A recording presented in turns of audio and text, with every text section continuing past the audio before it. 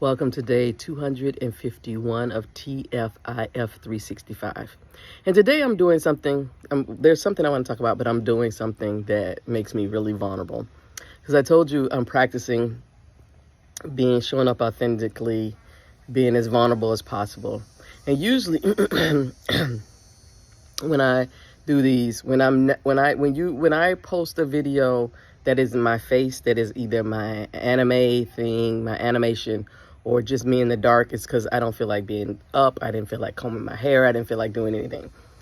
And so today, I'm dealing with some allergy issues or something. So I have been in the bed, but there was something on my mind, and I was gonna do my hair, and I'm like, you know what? No, I'm not. This is what it looks like. This is me. I'm not an influencer. I'm not trying to be cute when I come on here. I'm just trying to be honest, just trying to speak my truth. And if my truth looks like this today, this is what my truth looks like. Like I see my nose ring is sticking. Let me put that back in there. There you go. I'm doing a lot of sneezing and blowing my nose and whatever. And this is reality. And so it doesn't have to be pretty for you. If you can't get past the aesthetics, then my message isn't for you. So that is the disclaimer for the day. But what I wanted to talk about is something that I have been practicing, and I just wanted to share with you because it just kind of came into my head today. There's a reason why I prefer playing games to sports. Playing games is, yes, you keep score, but it's not it's not about winning. It's about just playing the game, right? But sports, it brings in a whole nother level of competitiveness. For me, a loss of joy of play, money, all kinds of things come in when it comes to sports. And so this has been something interesting to me because I thought it was just the sports aspect that I didn't like. But I realized one of the things that is a problem for me, and I'm sure many people from marginalized communities who've been told their whole lives they have to be 110%. This is the reason why I didn't want to do my hair. This is the reason why I'm just like, this is what it is. There's gray right here. I need my color done. Is because I'm sick of having to walk around or pretend to be perfect. I'm sick of having to be 110%. I'm tired of it. I just don't have the energy. It's what is why we go to our grave so early. It's all the pretense. It goes back to the difference between nice and kind. If you care more about what my exterior, if that is what keeps you from listening to my message, then I don't want to have anything to do with it. And so one of the things about when you've been told that you need to give 110% always, you're never told that it's okay to make mistakes, that your best lessons learn from when you fuck up, when you fail, right? And so we cover that up. We lie about it. We do so much so that we don't look like failures, so that we don't look like losers, so that we don't so that simple mistakes or mistakes aren't seen as simple learning opportunities, but as failures in your value and who you are. It becomes a personal, internalized thing.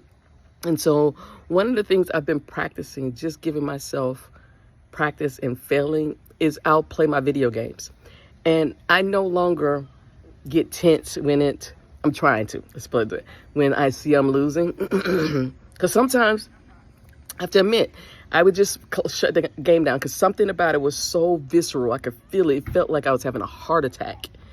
It wasn't like, you just lost the game. It felt like I was having a physical reaction to it, and it was negative. And so what I do now is I see the score, and if I can win, I win. If I don't, I don't. And that's how, when I'm talking about, and all of this to say is supremacy-free, coercion-free, discrimination-free, exploitation-free. To getting to the future of free future that we say we want is going to require us to back down on everything being competition. That failure, that mistakes are wrong, that is problematic, that there's a lot that my next door neighbor give me a second.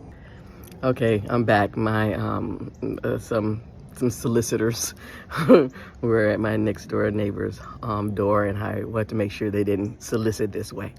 But yeah, and so what I've been really doing is practicing just losing, just losing, and seeing it and not attaching that to my personal, right?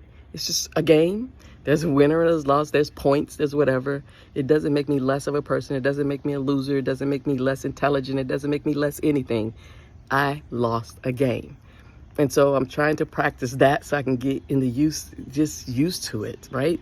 We have to get used to making mistakes. That is how we learn. That's our most, and what the problem is, folks who refuse to make mistakes are also folks who cause the most harm, right? Because if you do not allow yourself to make mistakes, or if the systems, institutions, and policies that exist don't allow you to make mistakes, then there's a whole nother thing. Because if you can't make a mistake and what you did can't show up as a mistake, then you have to cover that up. Then that's where the unethical stuff comes in. That's where the immoral stuff comes in. That's where the exploitation and the discrimination and the coercion and the supremacy comes in, right? Because now we have to live a lie. Now we can't say the truth. Now we can't, again, going back to yesterday's facts and truth, right? Facts versus truth. Now you may say the facts is, I won that election, even though you know you lost that election, because you can't tell the truth. And all the things that have to now go into play to live up to that, to justify, to make that lie be a fact. Make that untruth be a fact. So yeah, that's what I'm practicing right now. It's not. It's getting better. I can tell you at the beginning it really hurt, but now I'm able to lose and just like, okay, let's play the next game. Let's play the next game. All right. Until tomorrow. Peace.